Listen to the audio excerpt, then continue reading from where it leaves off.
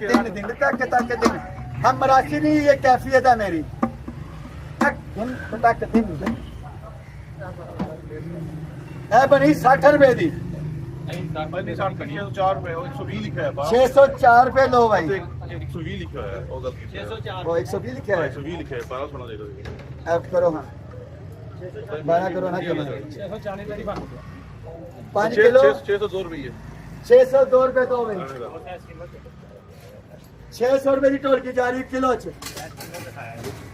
Kilo यहाँ सोने हूँ इस तो बाद आखिरी तुलाई है सेल बंद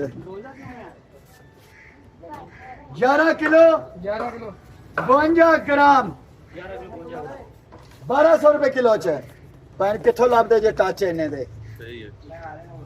ਤੁਹਾਡਾ ਵੀ 22 23 ਦਾ ਬਣਿਆ वाला बड़ा वाला था। पता हो क्या